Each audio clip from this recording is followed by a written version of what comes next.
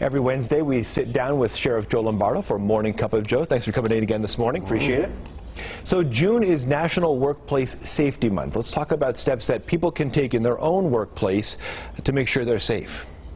We talk about police and what they do, but workplace safety is a whole complete different paradigm. So if you're asking what the police, when we talk about workplace safety, is, run, hide, fight, how you prevent yourself from being harmed from an assailant or a suspect robbing you or anything you can imagine. Today's threat environment is, we want you to avoid it as much as possible, run, and then if you can't, hide, and hopefully the assailant doesn't notice you or avoids you or goes, passes you by.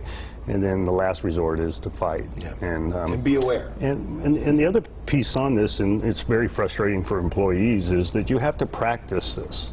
You practice evacuations, you practice what to do if you're presented with an assailant, if it's something like a robbery suspect, what to do if they're armed, how to, cooperate, don't try to be a hero, those kind of things. And I think all of those have to be presented by the ownership of the businesses, and so the employees know what to do at the time. Let's get to an email from one of our viewers. Jean James had a question regarding the difference 311 versus 911. He had a long email, but it is in part this. At Alta and Jones, there is a church. I noticed in the darkness 2 men lurking around the side door. I called 311, was shocked to not hear a human on the other end. I hung up, dialed 911, explained to the gentleman what I was seeing. His response was, well, what are they doing? And because I did not know, he sent me to 311. It's kind of this cycle here. So the question he's asking basically, when do you use 311? When do you use 911?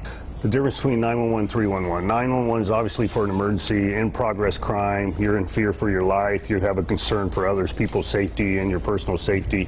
So you want a quick response by law enforcement. 911 is a very important tool, and it's appropriate we don't misuse it. In other words, the boy who cried wolf kind of thing.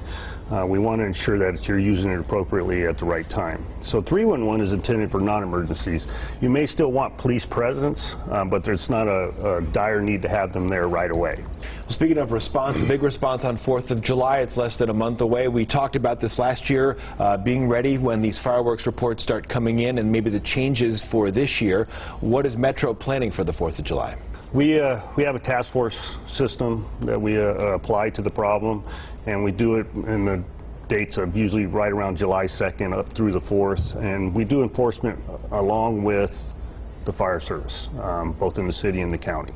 And the reason why I say it's task force because we deploy together to address the issues. It's obviously against the law to have illegal fireworks, outside of safe and sane fireworks.